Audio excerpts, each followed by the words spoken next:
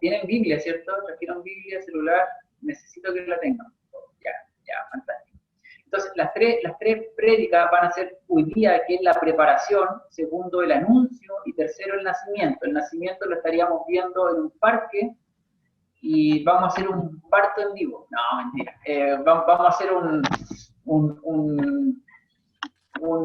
ejercicio bonito ahí que espero trabajarlo con ustedes. Lo primero, para iniciar con algo de interacción, pueden abrir su micrófono en esta pregunta.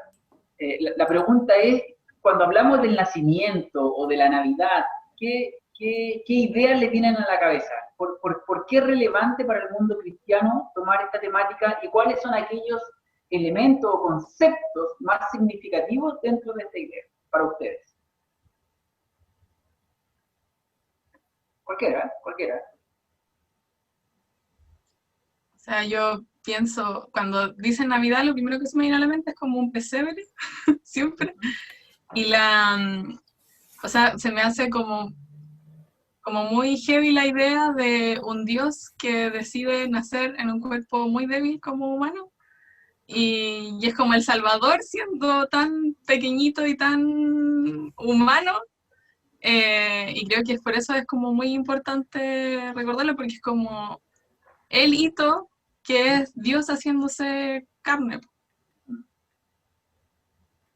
Gracias, Bárbara. Sí, buen punto. ¿Alguien más tiene alguna imagen de eso? ¿Una idea? A ver, en mi caso me pasa lo mismo que la Bárbara, y ahora pensándolo igual es un Dios que se hace partícipe de la creación.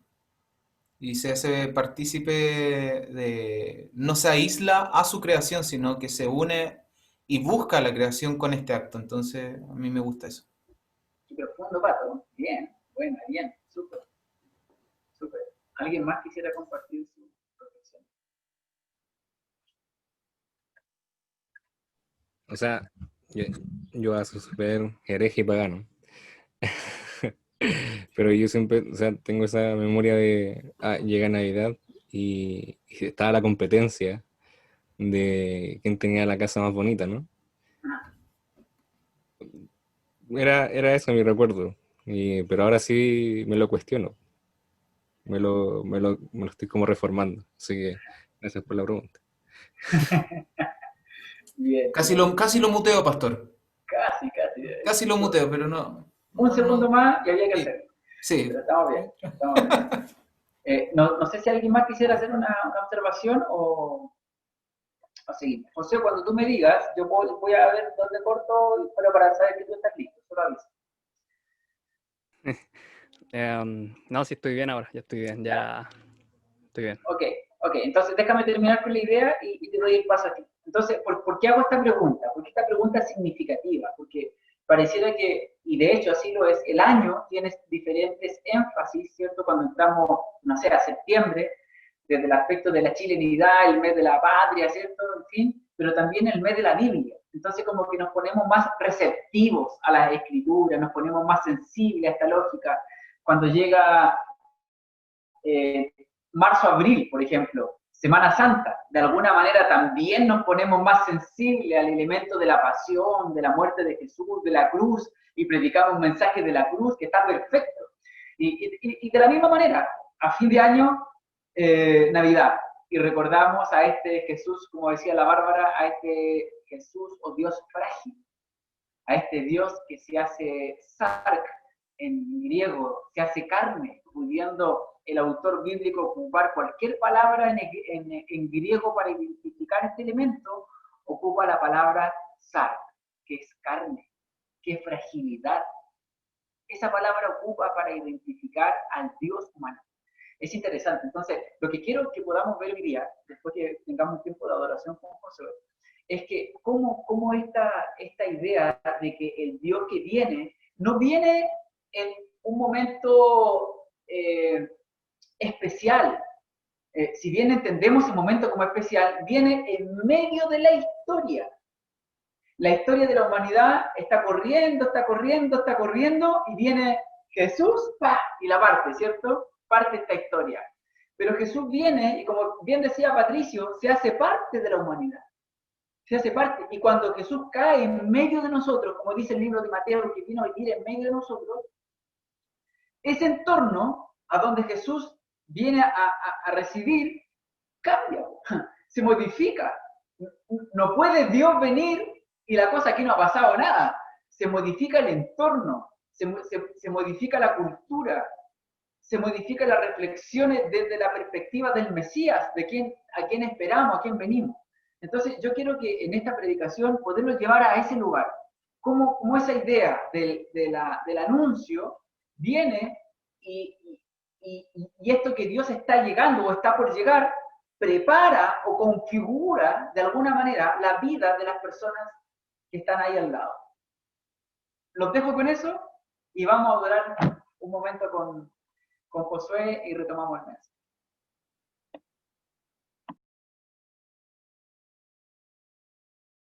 Y ahora sí, ¿me escuchan bien?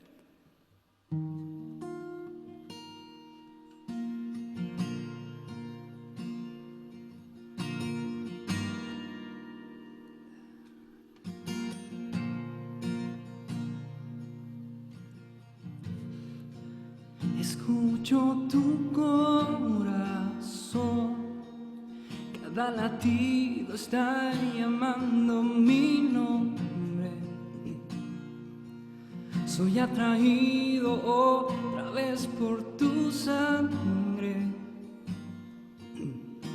Me siento tan amado por ti. Me encuentro en tu corazón. Decidiste aceptarme por siempre. Tu amor por mí es tan sorprendente. Me siento tan mimado por ti, papá. Y es tan bello saber que soy hijo y que tengo un lugar en tu mesa. Y no hay nada mejor que escuchar tu voz diciendo nuestra comunión es eterna.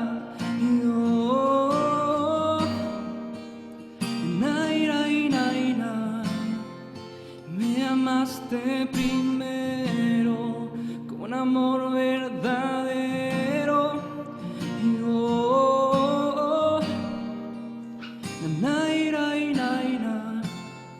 Y mi respuesta es adorar. Y mi respuesta es adorar. Y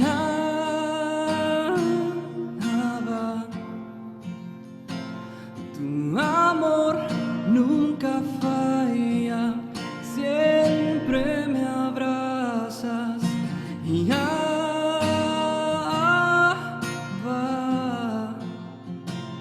tu amor nunca falla, siempre me abrazas.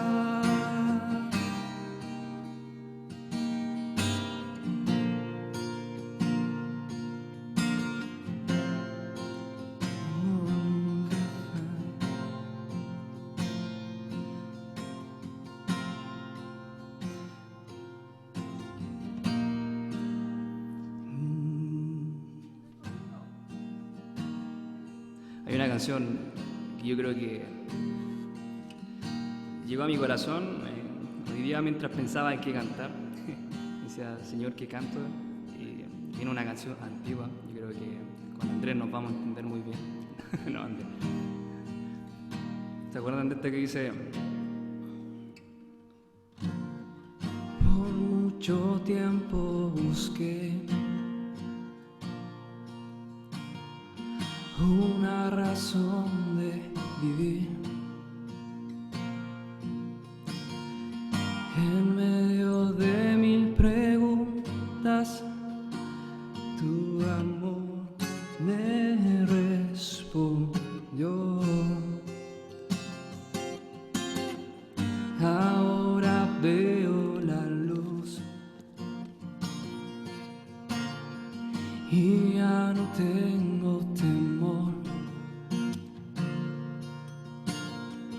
Tu reino vino a mi vida y ahora vivo para ti. Cantaré de tu amor y rendiré mi corazón ante ti. Tú serás mi pasión y mis pasos se guiarán por tu voz, mi Jesús y mi Rey.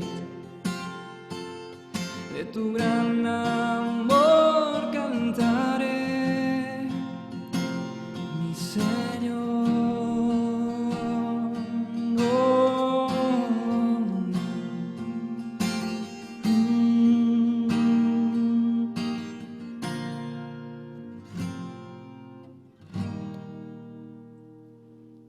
Ahí estamos. Esa canción, la verdad, hoy día venía. Estas dos canciones venían hoy día a mi corazón, la verdad. Y por mucho tiempo busqué algo antiguo, la verdad. Me acuerdo de que en la iglesia siempre era como el boom de esta canción. Pero lo increíble de esta canción es que dice muchas cosas importantes. O sea, por mucho tiempo buscamos y nos hacemos miles de preguntas cuando Dios siempre está ahí, cuando siempre tiene la respuesta perfecta para todo. ¿Y por qué venía esta canción al final de todo? Porque como ya se acerca, o sea, se acerca la Navidad, se acerca cuando Jesús vino y todo, siento que estas son como respuestas para muchos de nosotros. Así que eso. Gracias, Josué. Sí, es una canción preciosa, preciosa, muy bonita. De hecho, el otro día venía del auto y le escuché el disco completo. Para los que no lo saben, este disco se grabó desde Japón, el en vivo fue de Japón. Algo de cultura nomás, para culturizar los queridos TVs. Así que es un disco muy, muy bonito. Oye, buen Muy dato bonito. freak se sacó, Pastor, no sabía. Sí, siempre hay cosas que aprender. Bueno, tomen su Biblia, Lucas capítulo 1. Capítulo 1, el versículo 5 en adelante. Yo, pudiendo leerla en muchas versiones, quiero que lo podamos, o sea, lean la versión que quieran, pero yo la voy a leer en la versión NBI, que creo que es la que refleja de mejor forma el texto original o se acerca un poquito más a la idea del original, ¿ya? Así que Lucas, ¿cuánto? 1, del 5 al 25. Puede parecer un relato un poquito extenso, pero necesito que veamos estos detalles, porque son tremendamente significativos. 25. Yo lo voy a leer en la NBI por si quieren seguir en la misma versión. Bueno, y dice lo siguiente en la versión NBI. Dice, en tiempos de Herodes, rey de Judea, hubo un sacerdote llamado Zacarías, miembro del grupo de Abías. Su esposa Elizabeth también era descendiente de Aarón. Ambos eran rectos e intachables delante de Dios, obedecían todos los mandamientos y preceptos del Señor, pero no tenían hijos, porque Elizabeth era estéril y los dos eran de edad avanzada. Un día en que Zacarías, por haber llegado el turno de su grupo, oficiaba como sacerdote delante de Dios. Le tocó en suerte, según la costumbre del sacerdocio, entrar en el santuario del Señor para quemar incienso. Cuando llegó la hora de ofrecer el incienso, la multitud reunida afuera estaba orando. En esto, un ángel del Señor se le apareció a Zacarías a la derecha del altar del incienso. Al verlo, Zacarías se asustó y el temor se apoderó de él. Y el ángel le dijo, no tengas miedo, Zacarías, pues ha sido escuchada tu oración. Tu esposa Elizabeth te dará un hijo y le pondrás por un nombre Juan. Tendrás gozo y alegría, y muchos se regocijarán por su nacimiento, porque él será un gran hombre delante del Señor. Jamás tomará vino ni licor, y será lleno del Espíritu Santo aún desde su nacimiento. Hará que muchos israelitas se vuelvan al Señor su Dios. Él irá primero delante del Señor con el espíritu y el poder de Elías, para reconciliar a los padres con los hijos y guiar a los desobedientes a la sabiduría de los justos. De este modo preparará un pueblo bien dispuesto para recibir al Señor. No puedo estar seguro, preguntó Zacarías al ángel. Soy anciano, también es de edad avanzada. Estoy a las órdenes de Dios, le contestó el ángel. He sido enviado para hablar contigo y darte estas buenas noticias, pero como no creíste en mi palabra, las cuales se cumplirán, no podrás hablar hasta el día en que todo esto suceda. Mientras tanto, el pueblo estaba esperando a Zacarías y le extrañaba que se demorara tanto en el santuario. ¿Quién salió? No podía hablarle, había tenido una visión. Se podía comunicar solo por señas, pues seguía mudo. Cuando terminaron los días de su servicio, regresó a su casa. Poco después, su esposa Elizabeth quedó encinta y se mantuvo recluida por 5 meses. Esto, decía ella, es obra del Señor, que ahora ha mostrado su bondad al quitarme la vergüenza que yo tenía ante los demás. Si se fijan, es un diálogo súper potente, súper lindo. Hace unos días atrás me levanté temprano, muy temprano. Bueno, ahora me estoy levantando temprano, más temprano todos los días. Y me di a leer toda la historia de Jesús relatada en los evangelios. Me leí todos los evangelios y cada uno de ellos hasta que Jesús ya era grande. Y era fascinante. Y uno de los diálogos que captó mi atención fue: si ustedes estuvieran en mi posición de tener que predicar este mensaje, ¿qué elementos, escríbanlo en el chat, qué elementos ven acá que ustedes dicen se podría predicar? Ah, interesante, le estoy dando mi pega. ¿Qué temáticas usted dice, no, aquí hay un tema y está a ser desarrollado dentro de esto que se leyó?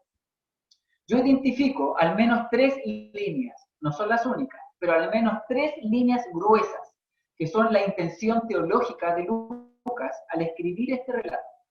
Mientras ustedes escriben en el chat cuál es su idea de la intención teológica del autor, quisiera recalcar algunos elementos que son esenciales y prácticos.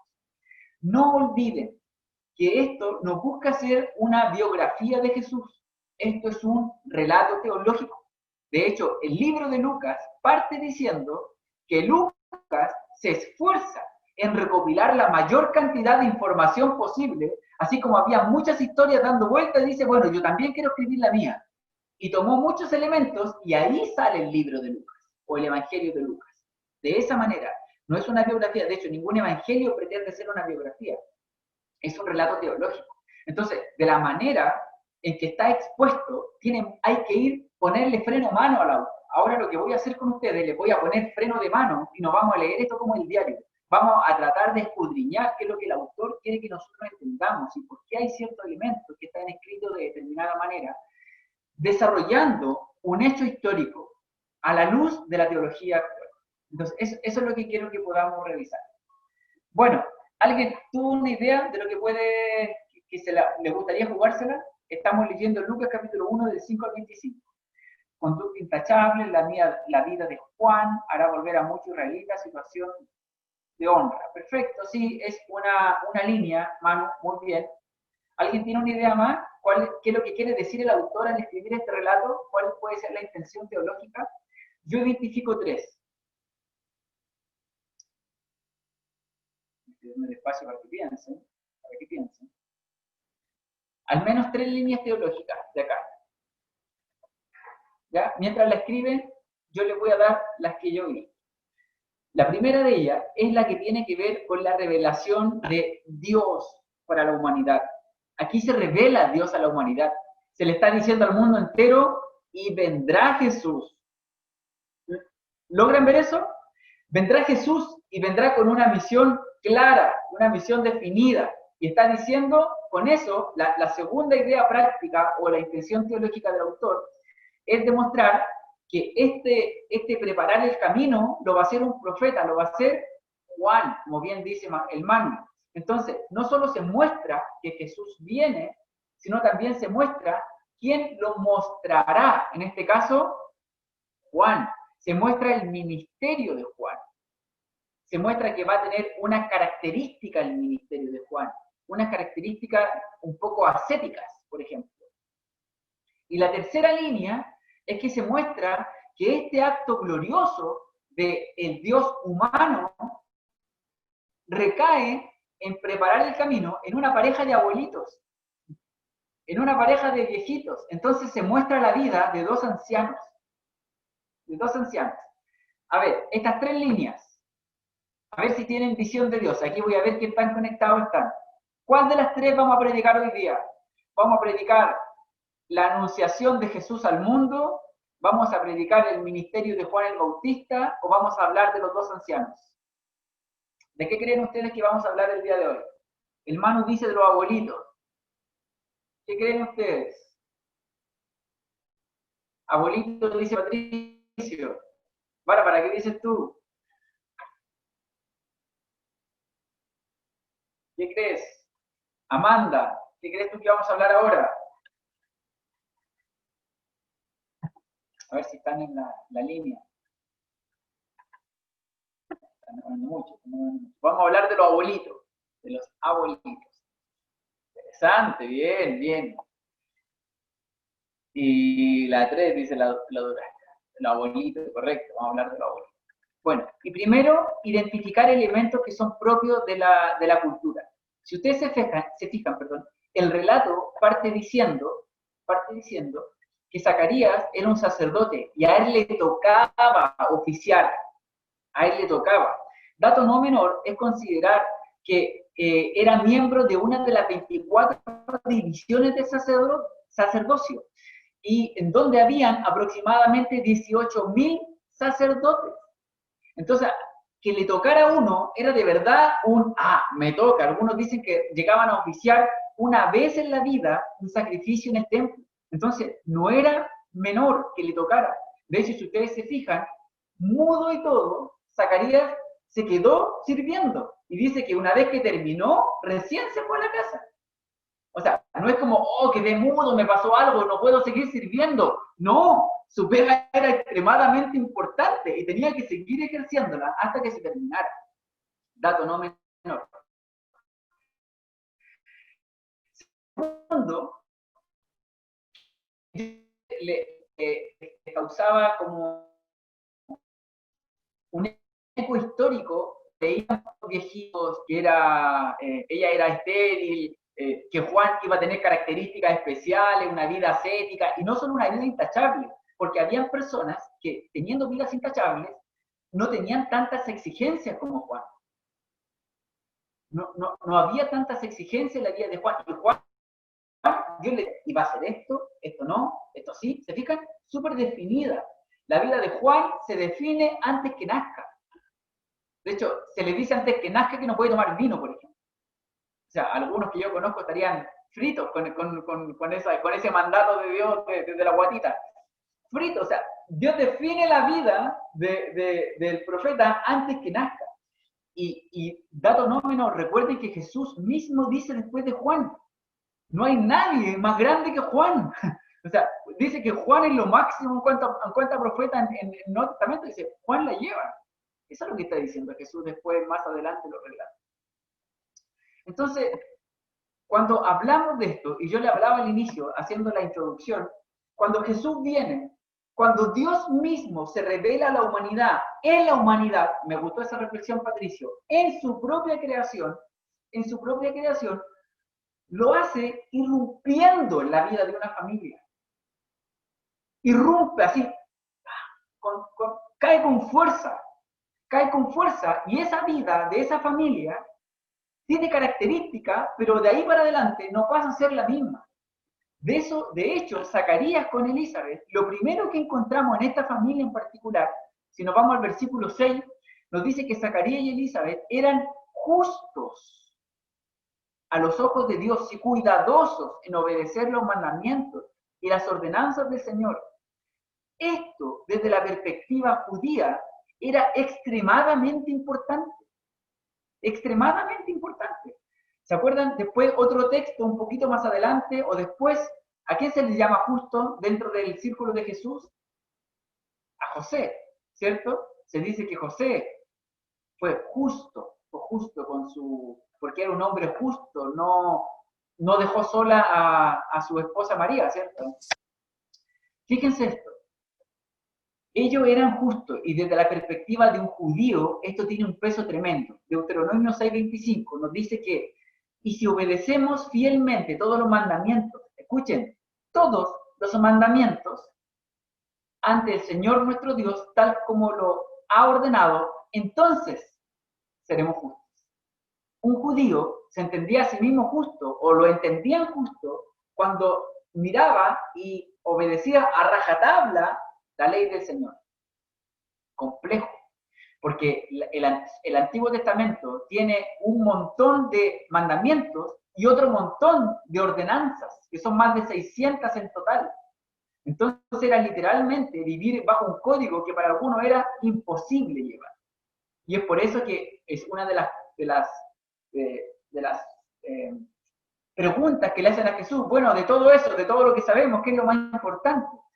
De toda esta ordenanza, ¿qué es lo más importante? Y Jesús responde, ama a Dios con todo y a tu prójimo como a ti mismo.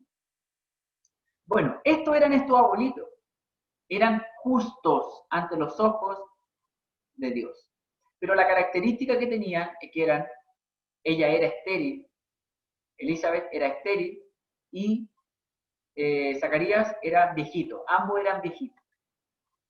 Ahora, cuando el ángel se le aparece, y ahora quiero empezar con algunas reflexiones, cuando el ángel se le aparece a Zacarías, fíjense el primer diálogo que tiene Zacarías con el ángel, versículo 18. Después que el ángel le da el relato, le dice lo que va a pasar, Zacarías, ¿cómo responde? ¿Cómo puedo estar seguro de que esto ocurrirá? Ya soy muy anciano y mi esposa también es de avanzada edad. Miren esto, quiero que hagamos una reflexión teológica, por favor. Esto son relecturas de este pasaje. Esto es muy loco. ¿Cómo se te estás viendo un ángel? ¿Puede existir algo más sobrenatural que eso? ¿Entienden eso, no? O sea, estás viendo la sobrenaturalidad misma. Estás teniendo una visión de lo divino que está hablando contigo, te está diciendo algo y tú le dices, no estoy seguro que eso pueda pasar. ¿Logran ver la incongruencia? La incongruencia, o sea, no estoy seguro de lo que tú estás diciendo, dame una señal. Eso es lo que le está diciendo, le está pidiendo evidencia. Le está diciendo, ¿y cómo pasará esto? Esperando una respuesta que diga, mira, aquí tienes una evidencia, como lo hizo Gedeón, ¿cierto? Con estas dudas. Le decía a Dios, perfecto, voy a pelear, pero permite que este montón de lana amanezca mojado, por favor. Si amanece mojado, yo te creo. Y después, por si fuera poco, le dice, mira, dame otra evidencia. Permite que amanezca seco, pero lo que está al lado amanezca mojado. Y Dios hace eso una y otra vez. Hace eso para darle certeza a Gedeón. Pero en este caso, ¿cómo es posible que teniendo evidencia de la divinidad bajando a conversar contigo, queramos seguir pidiendo algún tipo de respaldo? ¿No nos pasa eso a nosotros? ¿No nos pasa a veces eso, que viendo literalmente milagros de Dios sobre nuestra vida, queremos seguir, Señor, muéstrame, muéstrame, muéstrame, muéstrame? Y Dios dice, oye, te he estado mostrando mi gracia, mi amor, toda la vida. Toda la vida te he mostrado esto a ti. Pero uno parece que quiere algún tipo de sobrenaturalidad específica de Dios. Así como, no, yo quiero ver que una paloma, Señor, dame una paloma y te prometo que te creo, de verdad, una paloma, una insignificante, no. Pero Dios te puede estar mostrando un matrimonio restaurado, Dios puede estarte mostrando salud en medio de la enfermedad, Dios puede estarte mostrando provisión en medio de la pobreza, pero uno dice, Señor, muéstrame algo, muéstrame algo. ¿Me siguen la idea? Queremos ver sobrenaturalidad cuando de alguna manera ya la estamos viendo. De alguna u otra manera ya podemos estar viendo la sobrenaturalidad de Dios, pero no somos capaces de verla. Entonces, por eso es significativo. Por ejemplo, cuando el profeta Elías, si no me equivoco, le dice a Dios, que estaba con Giezi, le dice, ábrele los ojos para que vea los ejércitos que están con nosotros. ¿Se acuerdan de ese pasaje del Antiguo Testamento? Abre los ojos. Efectivamente, yo siento y creo de parte del Señor que hay muchas cosas que están pasando en nuestra vida y nosotros simplemente no las vemos. No las vemos. No las vemos, y por las sencillas razones que las dudas que nos gobiernan son tan gigantes, porque cuando el ángel le dice, va a pasar esto, vas a tener un hijo, será el hijo de Dios, y está así, gigante, así, una noticia del porte de un buque, y lo que hace Zacarías, primero, pide evidencia, segundo, se mira a él y dice, ¿yo un hijo? No me da, de verdad que no me da. Ya me acuesto cansado todas las noches, no me da, de verdad que no me da. Y por si fuera poco, si es que me llegara a dar, después se mira para el lado y dice, mi esposa es igual de viejita que yo y además es estéril. O sea, no puede buscar más piedras para ponerle en el camino al Señor. ¿Se fijan o no? Todos los argumentos que ponen, soy viejito yo, es viejita mi señora es estéril, necesito una evidencia. Eso pasa cuando nos enfrentamos ante la divinidad. Cuando nos enfrentamos ante la divinidad, pasan todas estas situaciones. Recuerden cuando leímos Isaías. Isaías, después de tener este encuentro glorioso, ¿cierto?, con Dios mismo, en vez de reaccionar eufórico y decir, ¡bacán! ¡Vi a Dios! ¡Feliz! Isaías dice todo lo contrario. Dice, soy hombre muerto. Dice, soy hombre muerto, vi a Dios, yo un pecador en un pueblo inmundo y el labio inmundo. ¿Se fijan? La reacción, aparentemente con lo divino, provoca una reacción adversa, o al menos de susto, o al menos de duda, o de escepticismo. Pero cuando eso le pasa uno puede entenderlo eso desde la mirada no cristiana. Por ejemplo, yo no sé si ustedes se acuerdan, pero hace unas 2 o 3 semanas atrás me tocó entrevistar a un personero de gobierno, Jeremías Medina, que es el director nacional de la Oficina Nacional de Asuntos Religiosos. ¿Se acuerdan o no? Los que vieron la entrevista. Y Jeremías tuvo su hijo de 23 semanas. 23. Eso es literalmente un milagro desde el punto de vista clínico. 23 semanas. De hecho, en la clínica donde estaba él, todos los bebés de 23 semanas estaban muertos. Así de simple. Y yo le preguntaba a Jeremías cómo había sido su experiencia con los médicos, la familia, con él mismo como papá, etc.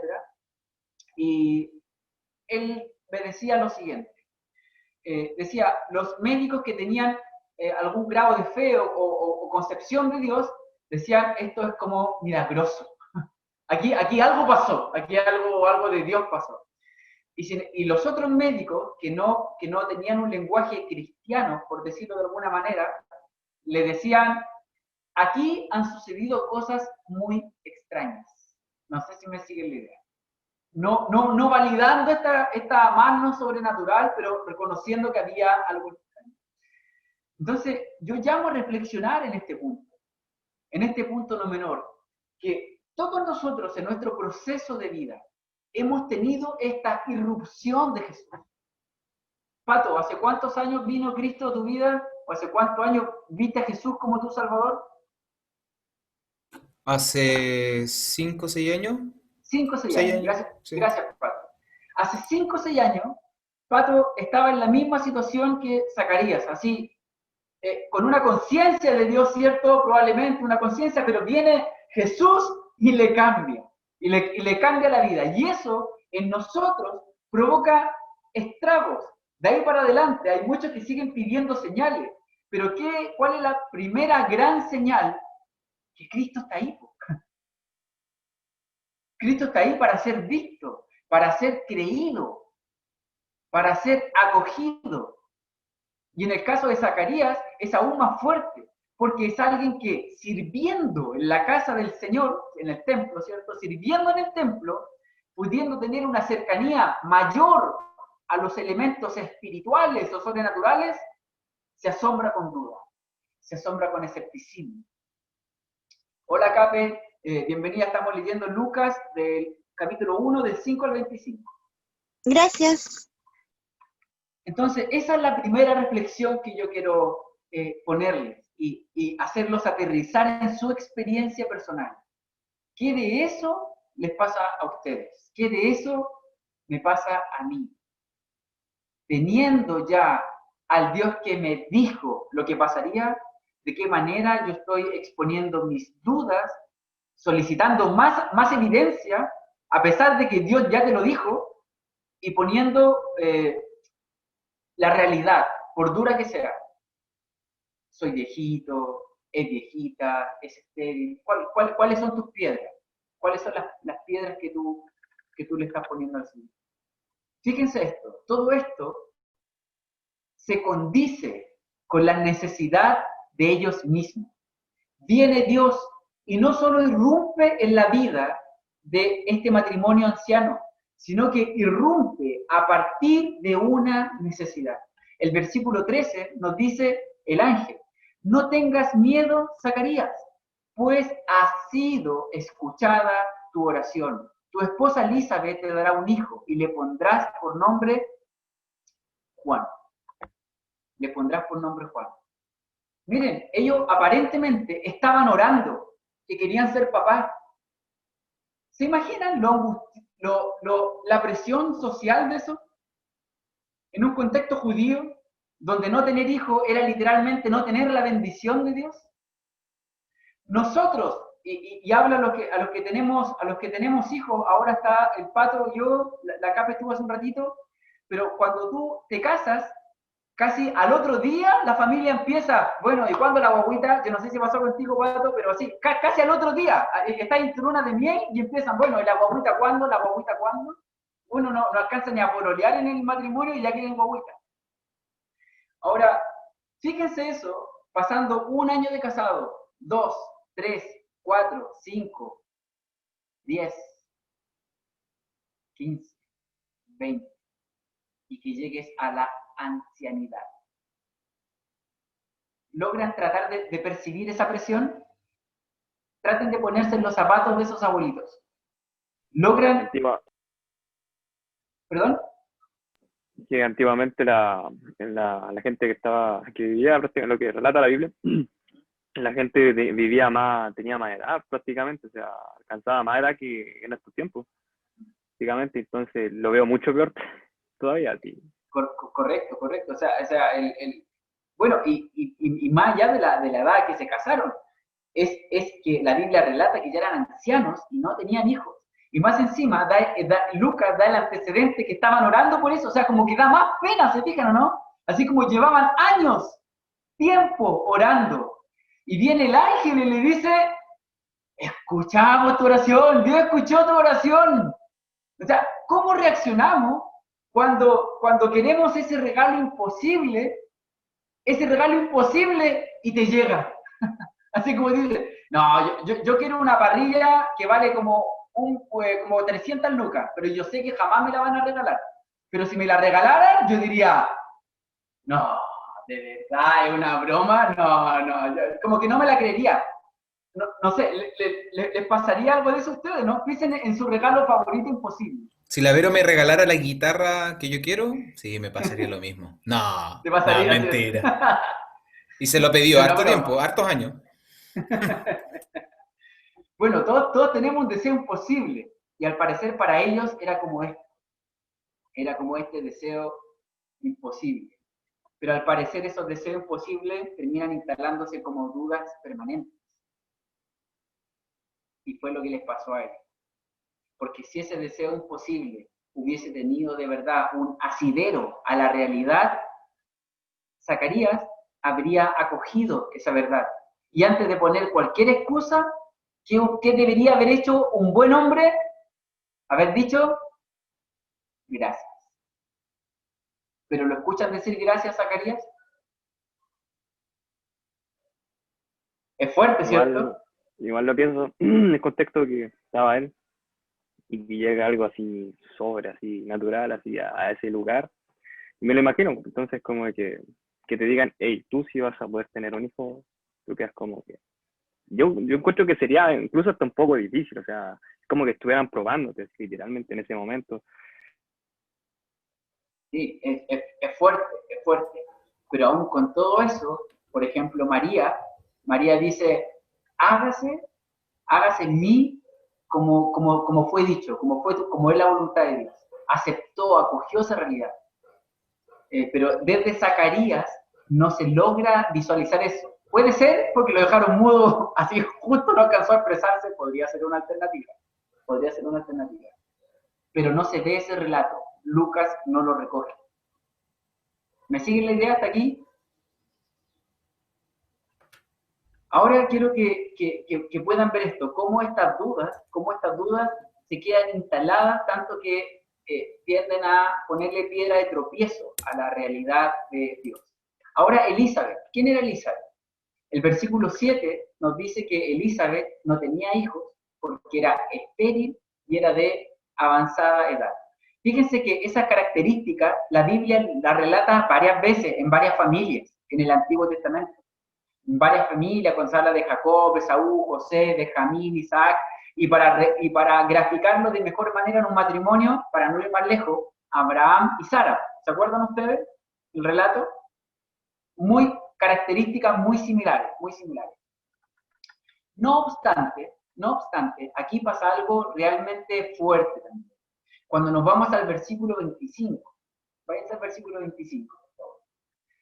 Después de todo lo que pasa, después que se le dice que Dios escuchó la oración, lo que va a ser el ministerio de Juan, lo que va a pasar con Juan, Zacarías pone las trabas, queda mudo, vuelve del servicio, va a la casa, tiene relaciones sexuales con su esposa queda embarazada. Esto es lo que pasa con Elizabeth. 25. Esto, decía ella, es obra del Señor, que ahora ha mostrado su bondad al quitarme la vergüenza que yo tenía ante los demás. Fuerte, ¿no? O sea, si ya poníamos el elemento de que ellos estaban orando y llevaban años sin recibir respuesta, ella no lo toma como, pudiendo tomarlo también como Zacarías, de muchas maneras, ella toma la perspectiva de la gratitud. Ella reconoce que esto es bondad de Dios. Ella en ningún momento dice, está bueno ya, ¿cuánto tiempo orando? ¿Cuánto tiempo? Y al fin Dios se dignó. Hemos dedicado toda nuestra vida al servicio del templo y no ha pasado nada. Se ve muy choro, ¿cierto? Que responda así.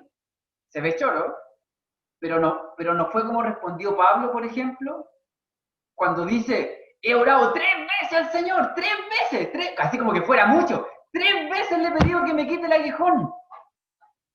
También hay algo de ese ímpetu humano, y Dios le dice, bueno, mi gracia es suficiente para ti, Pablo.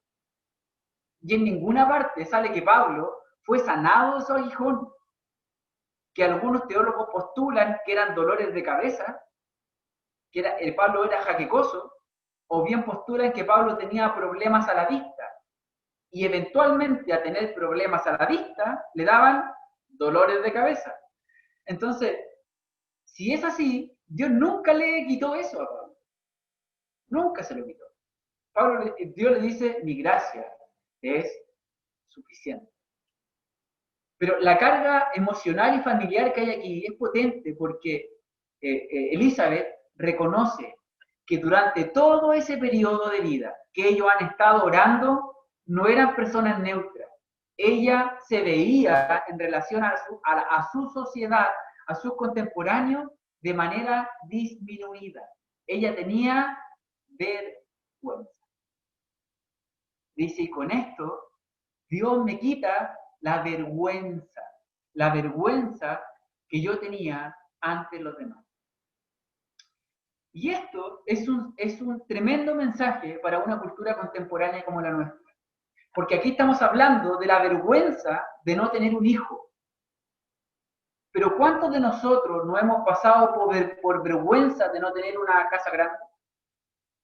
De no tener una familia constituida, de no tener las lucas para hacer el trabajo que nos pidieron en la U de manera bonita, de no tener la ropa que otros tienen, de no tener la familia ordenadita, exitosa, inteligente, como la de mi amigo. O hago la pregunta abierta, ¿ninguno de nosotros ha crecido con esa vergüenza social en algún área de la vida? Yo soy el primero en reconocer que sí, hay vergüenza en aspectos de mi vida, que crecí con vergüenza en aspectos de mi vida. Yo no sé si le tocó a ustedes, respecto de su origen, respecto de lo que te faltó, respecto de tu cuerpo, respecto de tu personalidad. Cuando crecimos con estas imágenes de vergüenza, de disminución respecto de otros, ¿cómo nos enfrentamos de cara a Dios con eso? ¿De qué manera? Lo realmente inspirador que hace Elizabeth es que no reconoce en la respuesta de Dios una deuda. En ningún momento le dice, tú me la debías, porque yo oré por esto. Lo que le dice a Dios, él le dice, esto es tu bondad. Esto es tu bondad. Esto es tu gracia. Esto es un regalo. Esto es un regalo para mí. Es un regalo para nosotros.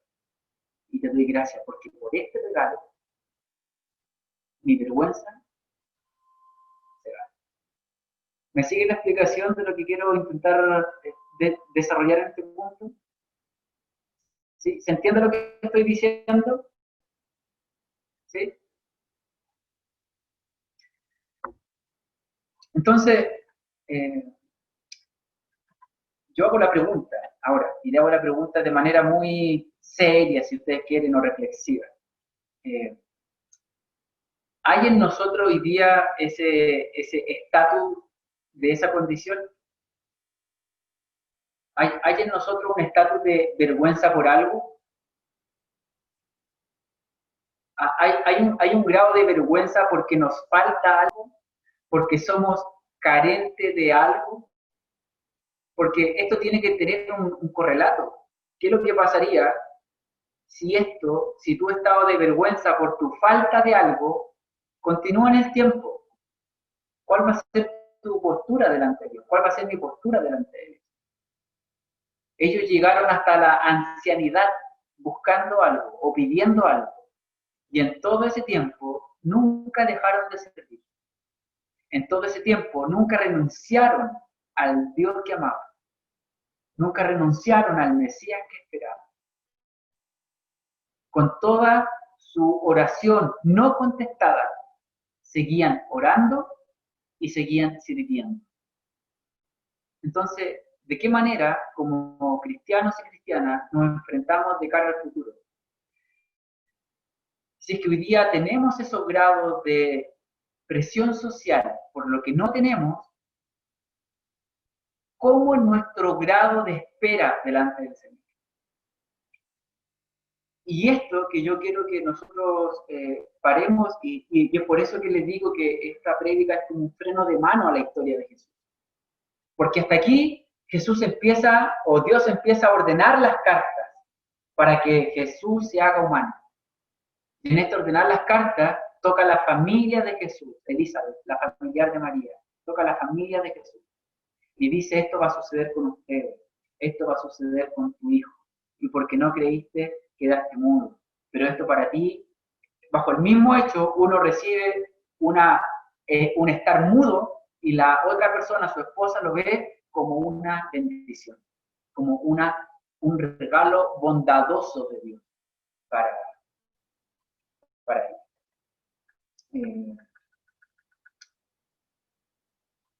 Cierro con esto.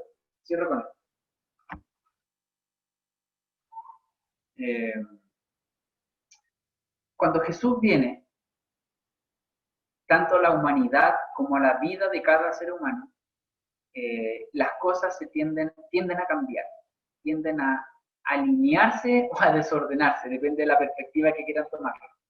Pero la venida de Jesús no queda indiferente para el ser humano, no es indiferente, o no podría ser indiferente. Eso no quedó indiferente en la vida de esta familia sacerdotal, no quedó indiferente en la vida familiar de este grupo humano de a dos, que ahora ya eran tres, y ahora nada más ni nada menos que quien venía era quien preparaba el camino del Señor, quien bautizaría al Señor y que sería uno de los profetas más grandes desde boca de Dios. La pregunta es cómo este hecho a nosotros nos golpea respecto de nuestra aparente o posible incredulidad, cómo nos da una lectura respecto a lo que Dios sí nos está mostrando y por algún motivo no estamos viendo. Y tercero, cómo reaccionamos frente a demandas históricas delante de Dios que quizás hasta el día de hoy aún no están respondidas. ¿De qué manera reaccionamos? ¿Con rabia, con enojo, con impaciencia? Como Pablo, con impaciencia, o con una espera servicial, como lo hizo Elizabeth con Zacarías. Entonces la pregunta es para ustedes, y cierro con esta frase, quédense con esta frase. ¿Cómo te encuentras hoy? ¿En qué condición? ¿Cómo? ¿Qué condición? ¿Cómo te encuentras hoy? ¿Cómo te pilla Dios? ¿Como un anciano sin esperanza? ¿Como una anciana estéril, esperando aún a Dios? ¿Te encuentras con alguien que quiere ver la sobrenaturalidad de Dios o que ya se negó a la sobrenaturalidad de Dios? ¿Quieres aún ver la sobrenaturalidad de Dios? Por más que esta sobrenaturalidad se exprese de la manera más natural posible, como es un hijo, por ejemplo. Porque a veces pensamos que lo sobrenatural solo se expresa en lo sobrenatural, y eso es un error. Lo sobrenatural se expresa tanto en la dimensión sobrenatural como en la dimensión natural, para la decodificación del ser humano. Entonces, cierro con esto y lo repito una vez más. ¿Dónde o en qué condición te encuentras tú?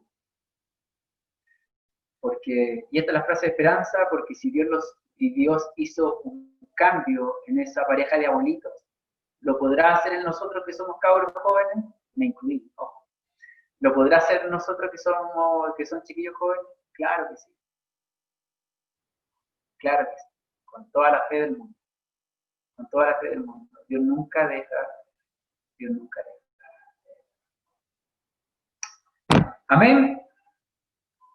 Amén. Amén. Amén, amén. Amén.